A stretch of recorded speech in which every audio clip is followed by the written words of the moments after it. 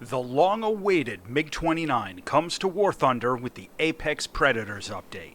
Let's check it out. The MiG-29 came out of a study in the Soviet Union during the late 1960s and early 1970s on how to counter the new generation of American fighters that were starting to enter service. An advanced aerodynamic study was carried out by SAGI, the Soviet's main aviation research lab, as well as an operational analysis by the Soviet Air Force. This concluded that two fighters would be needed: a smaller, dedicated dogfighter and a larger, longer-range fighter to do combat air patrols deep behind enemy lines. This resulted in the MiG-29 and Su-27 respectively, and the reason these two planes share some pretty obvious visual similarities in their basic layout goes back to the fact that the same aerodynamic research was used in both projects. The MiG-29 itself has a large number of features that were highly innovative for the time. A significant portion of the plane's lift comes from its fuselage design. It has a passive IRST as one of its primary sensors mounted on the top of the nose instead of the bottom.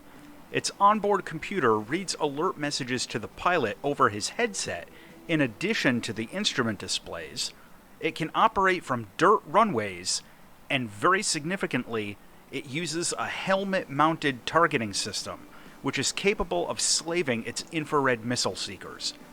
The world's first helmet-mounted targeting system was actually developed in South Africa, but the Soviet design vastly expanded on the concept, and its full capabilities weren't understood in the West until after the reunification of Germany, when Western pilots and analysts were quite simply shocked at how advanced it was. Also new was the use of a laser rangefinder as a gun sight for close-in dogfighting, which combined with the IRST to provide a far more accurate targeting system for its cannon than traditional radar-based gun sighting.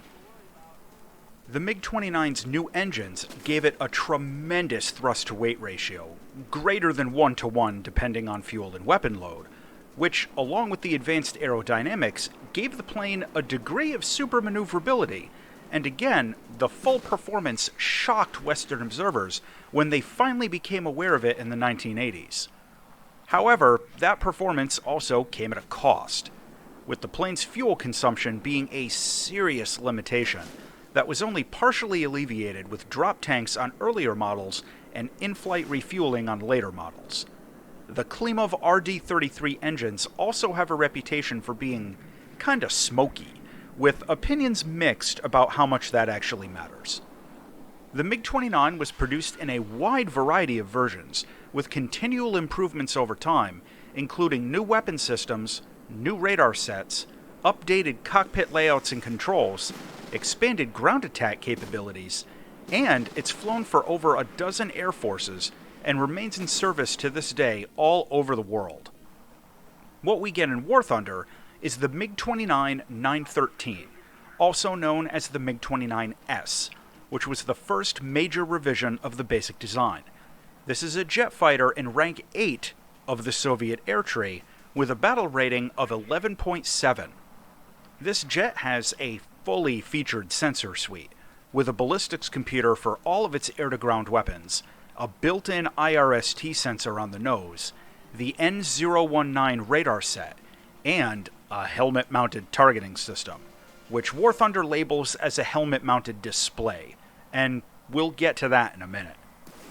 The Apex Predators update introduced some new radar modes, and I'll have a dedicated video going over them in more detail, but for right now, just know that the MiG-29's look-down head-on mode, indicated by the HDN above the radar scope, is more accurate at longer ranges against targets that are flying towards you, and the regular all-aspect pulse Doppler mode is better suited to basically all other circumstances. For weapons, you can build a custom loadout from a wide selection of bombs, rockets, air-to-air missiles, and a centerline drop tank, finally. For air-to-air missiles, you start off with the basic R-60 and upgrade to the R-60M. This is a high-performance close-up dogfighting weapon that has 30 Gs of pull and locks easily. However, It's also highly vulnerable to countermeasures, and it can be flared off pretty easily, even in a head-on attack. The regular R60 is a rear aspect weapon, while the R60M can lock at all aspects. The MiG-29's medium-range punch comes from two versions of the R27, the semi-active radar homing R27R and the all-aspect infrared R27T. Both of these weapons have a very long range listed on the stat card, but realistically, they're best used under about 15 kilometers in most circumstances. The R27R also has an inertial guidance phase as well as a data link function, which make it far more accurate than earlier semi-active radar missiles when used at longer ranges, and also a bit more resistant to short breaks and radar locks. The R27T features electronic countermeasures features, and is more resistant to flares than earlier Soviet infrared weapons. Now let's talk about the helmet-mounted targeting system for a minute. In short, this thing lets you slave the seekers on your infrared missiles to your camera direction instead of your plane's flight direction. This works from the external view just by rotating your camera controls around, and it can give you a huge advantage by allowing for really easy off-boresight missile locks. Inside the cockpit view, you get a huge obvious green indicator with those two thick circles that turn into a crosshair when you get a weapons lock. Now, with a VR headset on, you don't get the visual crosshair marker. That is, the two big green thick circles don't track your helmet movement, and they don't turn into the crosshair when you get a lock. But you do get the audio tone, it still works, and you can still track the seeker head on the HUD like normal, and it still continues to track even if your helmet is pointed to a direction off of the HUD that doesn't display your seeker angle.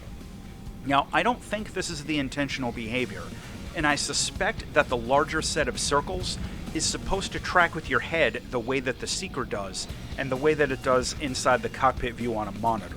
So I've reported this as a bug, and it may change later. The long story short though, if you have a VR headset, this is going to be an enormous advantage in close combat, or even at medium ranges with the R27T. There's a learning curve, and it took me about half a dozen matches before I got comfortable with it, but once you get the hang of this thing, it's a huge advantage. A big word of caution though, a radar lock, or selecting a target with the track while scan radar mode, will overrule the helmet-mounted targeting and take priority. So if you're planning to use the helmet-mounted sight, it's probably best to turn on the IRST or keep your radar in regular search mode without locking a target. And apologies for the shaky footage in this segment. My setup doesn't video capture my headset very well, but I still wanted to demonstrate the helmet tracking in action. The flight performance of the MiG-29 is incredible. With the afterburner going, this thing accelerates incredibly fast, and it can cruise above Mach 1.2 even at low levels. Its climb performance in a Mach 1 zoom is amazing, to the point where you can basically just choose an altitude that you want to engage at. It also retains energy like a champion, and it's possible to dogfight in this thing entirely at supersonic speeds, with the caveat that turn performance above Mach 1 is reduced quite a bit. Now, it's very difficult to get energy trapped in this jet, since even if you bleed off all your airspeed, you can get it back very quickly, which allows for much sloppier flying than in earlier jets, and you can be the judge if that's a good thing or a bad thing. Now, speaking of turn performance, this thing is a beast. But there are a couple of caveats. Like with most other jets, its turn performance depends very much on its airspeed, with the optimal range seeming to be between about 600 and 900 kilometers an hour. If it feels like you're having trouble turning, try slowing down. It's easy to lose track of your speed in this thing, and you can cruise into a fight above Mach 1 without even realizing it. So if you get sucked into a close-in dogfight, consider going vertical and or just using your air brake to get your speed down back into the high subsonic range. Oh yeah, huge air brake on the back between the engines. It's very effective and especially useful if you're diving in on ground targets or trying to land. The major performance shortcoming of the MiG-29 is the fuel consumption. Those Klimov RD-33s guzzle jet fuel like crazy, and this plane has one of the worst fuel burn rates in the game. Unless you're not planning to use the afterburner, I strongly suggest loading in the drop tank on basically every mission, and on the larger EC maps, you should seriously consider only using the afterburner when you've spotted a target and you're vectoring in to attack. Taking the MiG-29 out into air battles gives both flexibility and some limitations.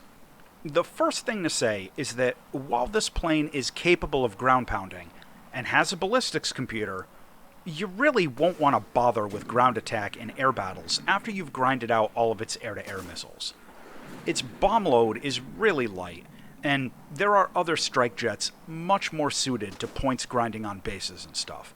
Just stick with air combat after you get more missiles beyond the 2 R-60s that it comes with as stock.